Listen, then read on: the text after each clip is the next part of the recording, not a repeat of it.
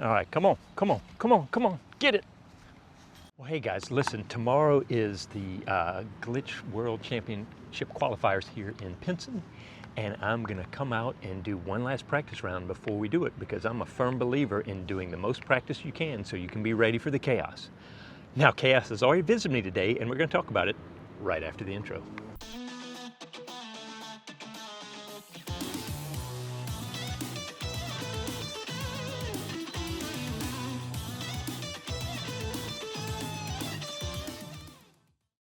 Okay, here's the deal. I just got off work as fast as I could today because I had to switch days. Normally Friday's my day off, but I had to work today to make up for yesterday.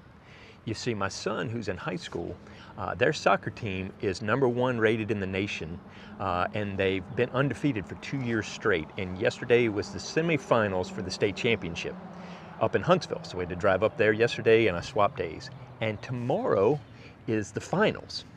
Now, the problem is, when I signed up for the Glitch World Championship qualifiers, I didn't realize the date conflict and the fact that it's going to be in Huntsville. So things are like, I got too many plates in the air.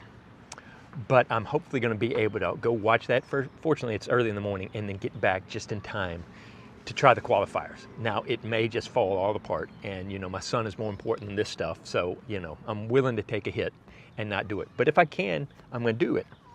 But here's the deal. Yesterday we got back from the tournament, and I had a little time, so my wife and I went out to Inverness, and I took all my one speeds, we'll talk about that in a second, to go practice. And the problem is, I left them in her car instead of mine. So I just pulled up to the park thinking, yes, I'm gonna have a batch of them that I can play with, practice with. And the problem is I'm driving straight from here to my in-laws in Decatur, Alabama, so that I can then wake up in the morning for the tournament and then come back. So I can't go back home. I'm already 45 minutes away from home. So fortunately, I had a brand new pitch in the heavyweights. This is a 174 that I ordered. I actually have a second one, but I've been using that one and gotten beat up, and I wanted to have a pristine. This one, I just took it out of the wrapper. I was going to wait till tomorrow, but the only problem is it was the only one I had in the car, except for I had this leftover parachute in the back. So I have two. But my plan was to have several for being able to shape different shots, because you got the lighter Glitch has a little more flippiness and stuff like that. So the chaos is already visited. I'm gonna have to stick with these two because that's all I got. Now, I will get a player's packet where I can have some others, but I'm a firm believer in practicing and mitigating as much chaos as possible. So I wanna have some time with the discs I'm throwing and not just throw new discs. I can do it if I need to, but if I can practice, I want to. So that's what I'm doing here today. I'll probably add in some of the stuff that I practiced before, may not, because I came out here when I first started this before I got the heavyweight disc and just got used to the course. Well, we'll come back out here. This is the day before. I'm just gonna see how I do and plan my game and see how I throw out here. And then I'm gonna have to come flying in tomorrow and just try to do what I can. Not the greatest setup for playing, but we do what we can. And so I'm gonna bring you along. Let's go play. It's just been a stressful week. It feels like that's kind of the way things are going lately. But hey, one more game, and it's their senior year. They've got 16 seniors on the team. If they don't win, I think you will hear a groan throughout Birmingham. All right, so I'm gonna start with the lighter weight, and this is a 152.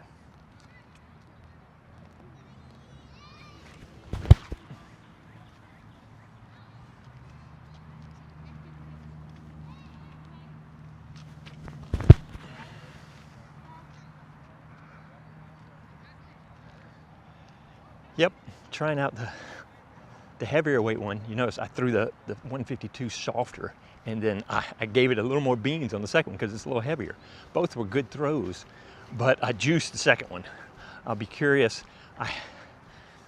That was one of the things I was thinking. I wanted to have the 174 when I needed to just put some weight on it. But a lot of times the lighter one, for that touchy little glide, you don't have to put as much power. So really it's nice to have a couple of them. Let's see how it does. The biggest thing I'm worried about is putting. Go figure. I hope it's not windy tomorrow. I think it's supposed to be rainy, so yay. tomorrow, if I survive tomorrow. Hopefully I'll be feeling much better at the end of all that. I'll try to get some footage tomorrow, but who knows.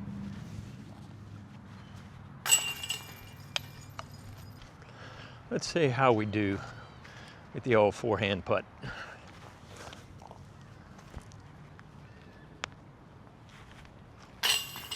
All right, that's a good start. But here's the thing, I'm a great practicer. Any of y'all great practicers? And then, you know, things get tight when things are real. I usually do okay, but I don't. But man, if I could play like I practice, I'd be deadly. So now here's an interesting one because it's just behind that tree, so a natural forehand could work. But do I want to risk it with this? Let me try the heavier weight one.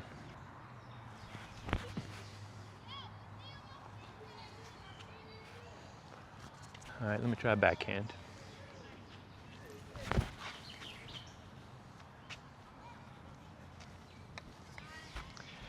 Boy, I almost juiced that too far on the second one. They glide. They glide.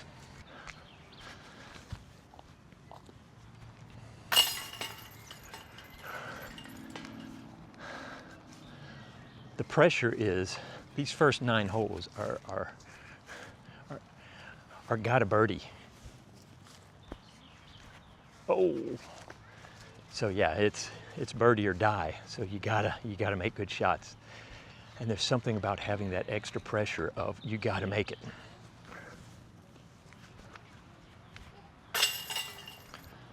All right, right through there. Too early, miss it? Yep, nope. I decelerated. I tried to steer that one instead of throw it. Much better. Drive through. Smaller, abbreviated backswing, drive through. Accelerate.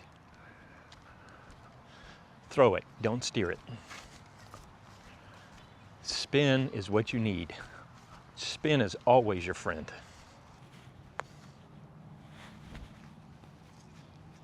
Ooh. Ooh.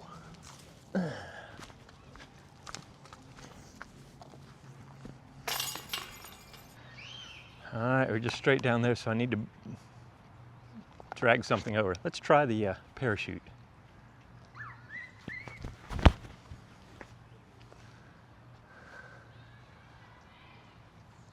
It's okay, I could have used a little more distance. That's gonna pan out. Oh, I thought it was gonna be a little more stable, but it just held that turn. Huh, not as stable as I thought. This is why you practice, so you're not surprised and have to waste a couple holes to figure out what your disc is doing. Oh, that's gonna kill me tomorrow if I do that. I'm scared. And especially with the lighter disc, it feels like it flexes a little in my hand. And so I don't feel as comfortable flicking it. I don't know if that makes sense. But I want that pushback from a stiffer disc as I'm throwing that flick. And it could just be a mental thing. Boy, this is such an ace run hole, but can't do it.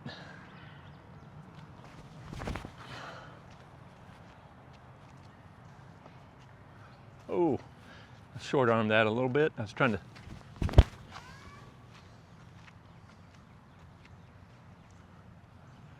All right. By the way, I'm gonna bring this camera around with me one round and then I'm gonna play another one without you because I don't like you that much. That's a nice thing about Pinson. It's a no-nonsense course and you can play it fast if you want to. And I kind of like to play fast. Just ask my league guys. Into the basket, there we go. Boy, I had a more stable, my buddy Mike Larry, shout out Mike Laminack, sold me a glow pitch that was 155, but it had more stability to it. It was the most stable slash overstable, a little bit of all of them. And I was kind of excited about having that one for this thing. Poop. All right, drive through.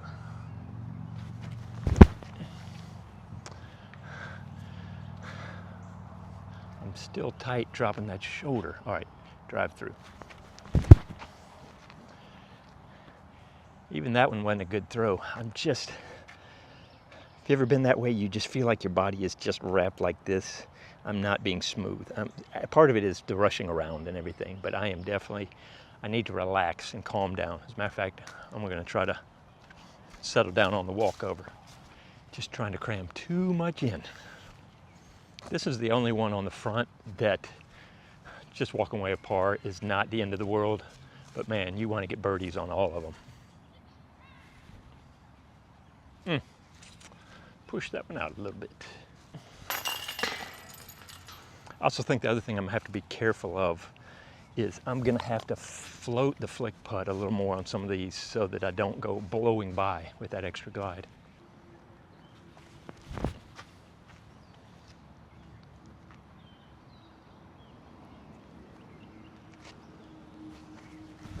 Oh, still be all right, but man, I'm not feeling real smooth today. You know, you have those days. Certain days, I played Ultimate today. I did do that for lunch. And I told him I felt like my camera was jiggly today. I'm running to try to catch this, and it just felt like everything was wobbly. Not like physically wrong or anything like that. It felt like my brain just didn't want to lock in on stuff. You ever have those days? Welcome to my world. Here, I'll reenact it. I hope the gimbal didn't override that.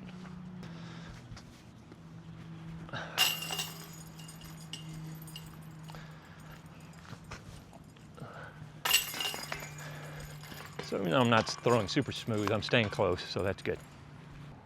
Basket's hiding right behind that tree, 192 feet.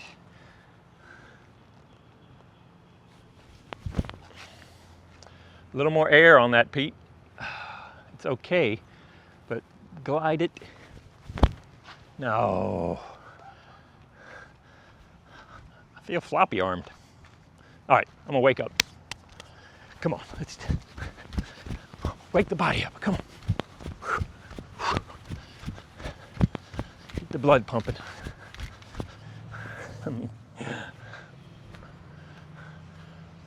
Poor Pete couldn't throw the disc 150 feet.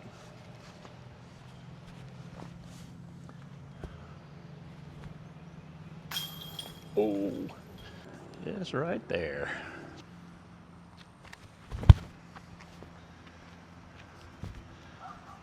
There you go.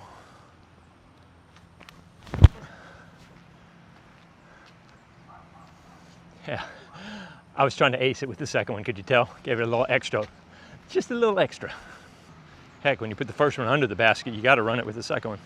All right, it's 6 feet. It's not under the basket, but 6.5. Maybe it's Gannon Burr away. Or back in the day, Scott Stokely. Did you know back in the 90s, we used to call the 2 meter rule getting stuck in the trees the Scott Stokely rule, because I think he's exactly 2 meters tall. So if you're ever playing with him, you could get him to measure for you. Or if you're near barbed wire, have him lay down and give you a good mark. All right, 266, more of a pull. This is where the heavier weight one should come in handy. Short little tee pads.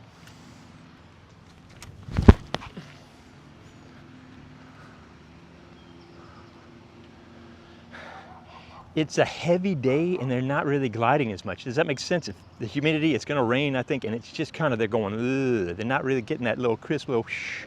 Gotta get them more height.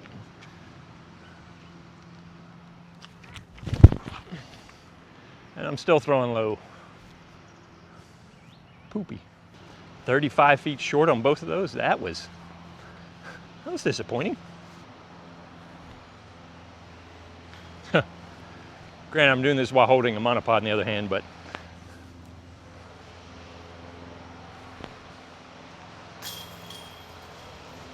everyone knows you should always practice the exact same form you're going to use every time. You should put everything down, reset, work on perfect form. Nah, I'm gonna work on just being accurate no matter how I throw it. You know, there are two types of archers. There's the Olympic archers who take incredible amounts of time, have the gear, and just sit there and they can hold that focus and get that laser shot in there. And then there's the active sight archers that just, you know, you've seen the guys on YouTube and stuff like that. Even with my, like shooting a gun or whatever, I can't hold the, you know, I would not be a good sniper unless it could be the quick sniper, because I just bring it up, I gotta go, boom. And maybe you could think about it that way. Are you one that needs to have that peace and center yourself? Or are you the one that just needs to find the target, see the target, throw at the target? That's kind of how I am. All right, basket's back there by that tree, and the road is OB, and there's no way I can get up and around there. So last time I ended up carrying them into the road. I just want to try to get to that big tree.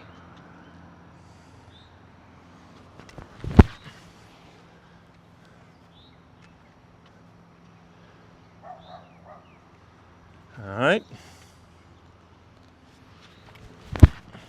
Oh, that may carry. Yeah, stayed in bounds. All right.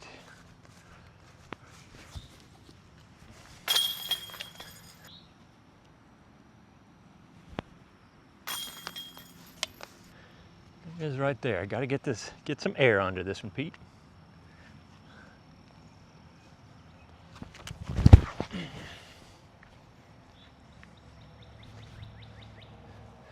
Still got to step up on this tee pad. I got to give it a little more straightness.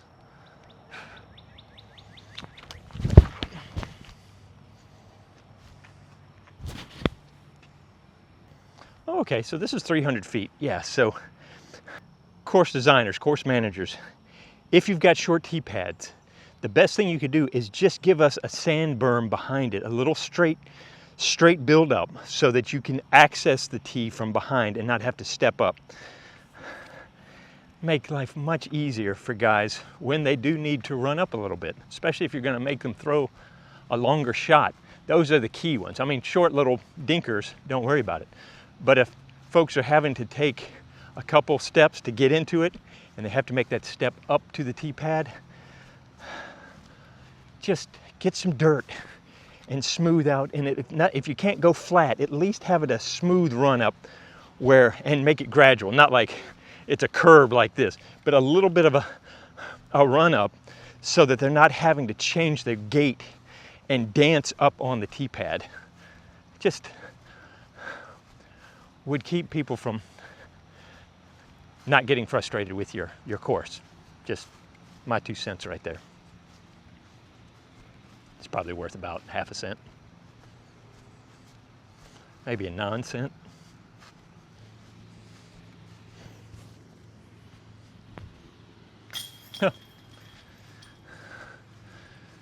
Right, baby. Let's change it up for one. I'm gonna put you down here since I gotta walk back there.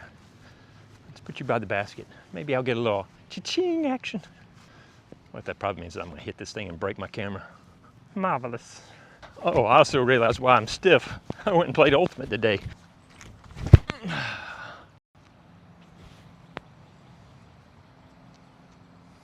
Just over it a little bit.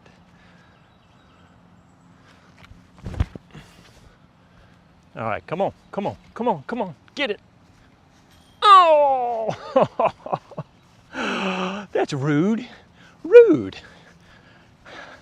Come on, basket 13, you can do better. You grab it, you pull it, you love it. Poop, that would have been nice. I should have figured since I put the camera there, something like that was gonna happen. Poink. So my son said if they lose the soccer match tomorrow, he's probably not going to talk to anybody for a week. Any of y'all have 19-year-old sons? How much do they talk during a week? How you doing? Fine. How you feeling? Tired.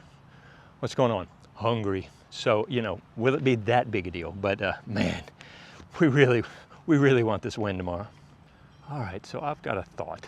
I'm gonna do a test experiment. First, I'm gonna throw it to it.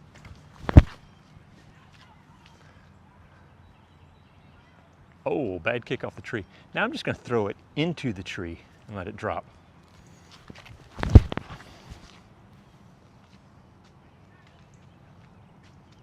Well, it pushed through more than I thought. I thought it was gonna just hit that and drop straight down at the basket. I'll probably just go with a nice, easy shot at it, but not a bad idea.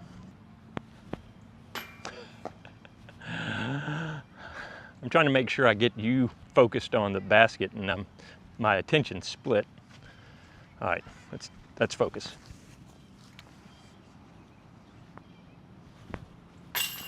There we go.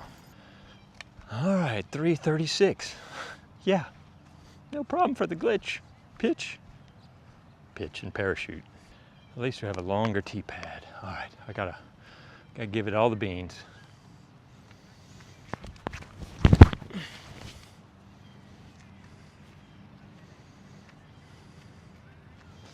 That's about as good as I can do.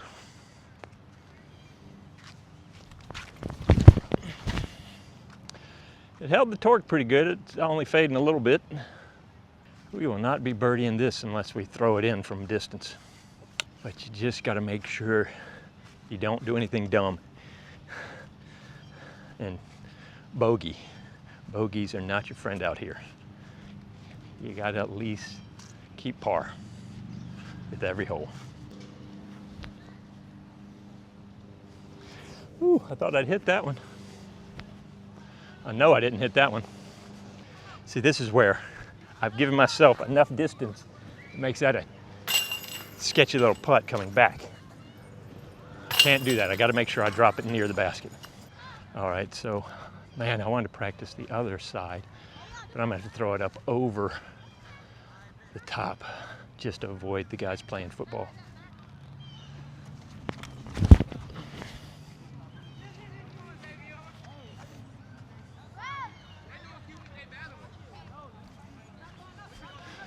Had to go quick and just one, not doing two. And when in doubt, throw the heavier one. It's a tug whichever direction, but because I had to go higher, be interesting to see. I might get a little closer. It wasn't a bad throw, but I definitely, hopefully, will be able to try it again off camera.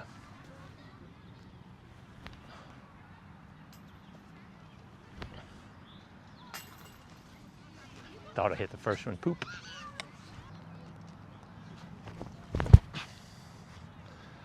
Now float on back, float on back, float on back. Yep, I'm gonna try to run this one right at it.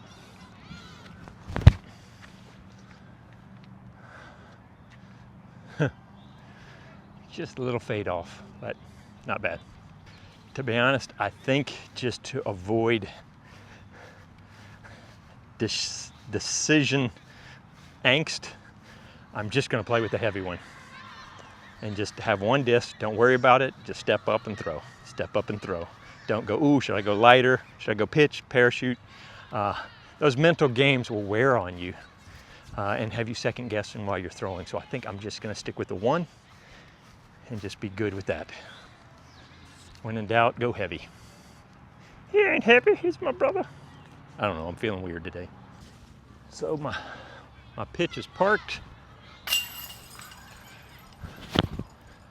And that one's fine. So on paper, I probably should win this thing tomorrow. It's one of those things that which Pete will show up. It's kind of like the same thing with my boys' soccer team. If the real team shows up, they should win, no problem. But this is sports. Anything can happen. All right, we got 340. So grip it and rip it. That was just okay. I mean, I'm never going to get there, so that's fine. Thank you.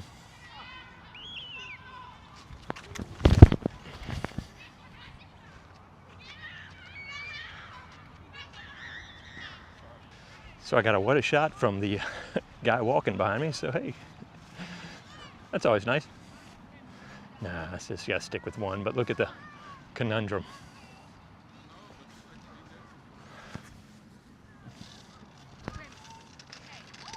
my miss is always right. When I don't commit, it's fading off early.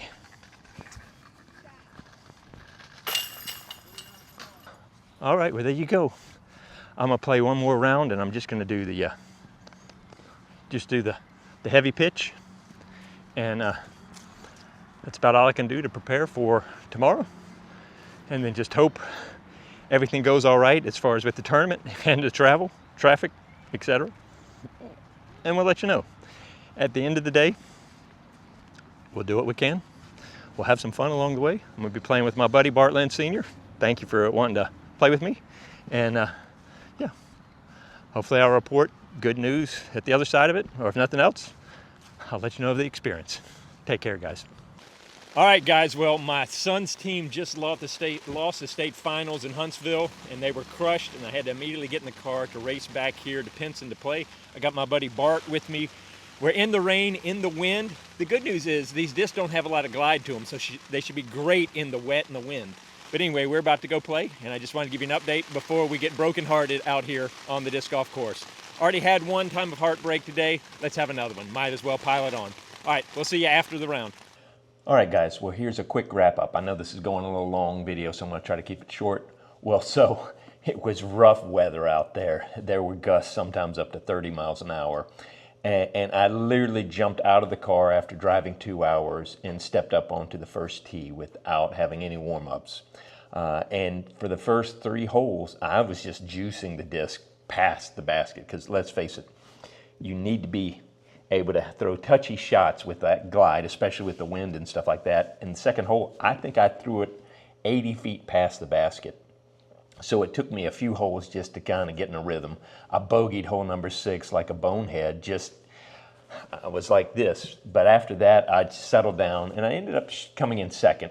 But I'm a little bit disappointed because I really kind of thought I had a chance. I did have a chance, but just didn't play that great. I played okay. What's crazy is right after I turned off the camera and I practiced 2 more rounds out there with just the heavy disc, I shot a 12 and then a 15 under back to back. Like I said, I practiced really well, but the weekend was just kind of stress-ridden with everything going on, so it was probably good that I didn't have to add something new to start thinking about, okay, planning a trip to Maple Hill and stuff like that, but part of me wanted to. So anyway, there you go. Kind of bringing you along, letting you see a little bit about what's going on. Yeah, that was my journey to the Glitch World Qualifiers that has ended, and now we'll just move on to the next thing, which is loving my family, playing disc golf, and trying to encourage folks. Anyway, thank you so much for coming along. I appreciate you being with me. Please like and subscribe, do all that good stuff. Any of y'all want to join my Patreon, that would be awesome. I'd love that. But anyway, we're just going to keep throwing some discs, bring you along with me, and I hope to see you out on the course.